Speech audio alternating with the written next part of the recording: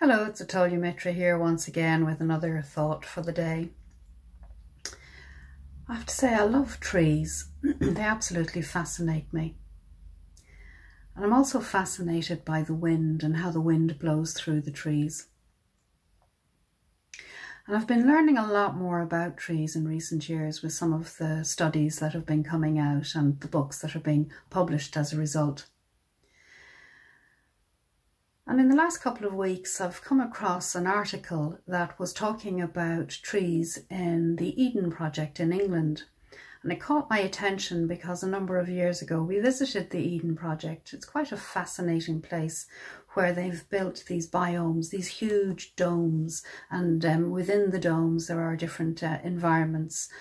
So you get to see all sorts of wonderful things, including banana trees and, if my memory serves me correctly, plants, soybean plants.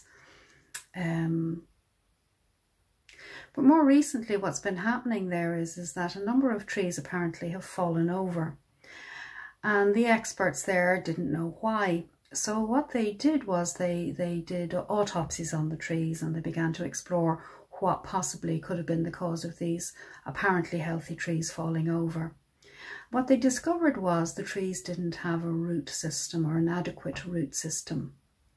And after much research, what they came to realise was that this was because there was no wind, because the trees were growing in the domes.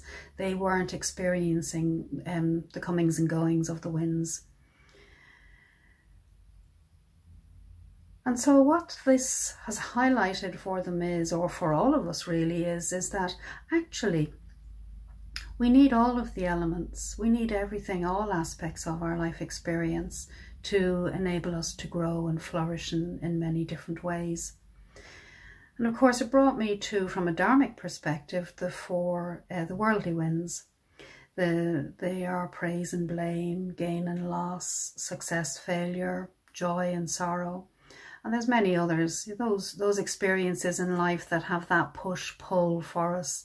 And they can be very, very strong push-pull experiences. And very often it can feel like we're being pulled over completely, just like some trees are in the wind.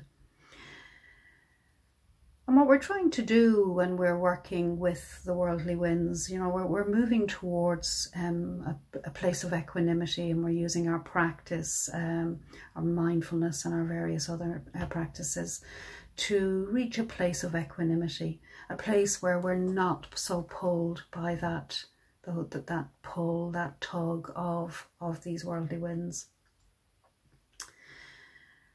And of course that brings me back to the story of the roots and the trees where there was no wind. So in many ways, much as we can often have the tendency to think that challenges in life can blow us over or feel overwhelming, they're actually extremely important, because what they're doing is they're enabling us to deepen our roots, in our practice, in our Dharma practice. And the deeper we go with those roots, the stronger we become. And the stronger we become, the more equanimous we become, the less likely we are to be thrown around by the worldly winds. So with that thought, I will leave you today, thinking about how you can deepen your roots, and how, no matter what the experience, it's an opportunity to deepen those roots. Thank you. See you again.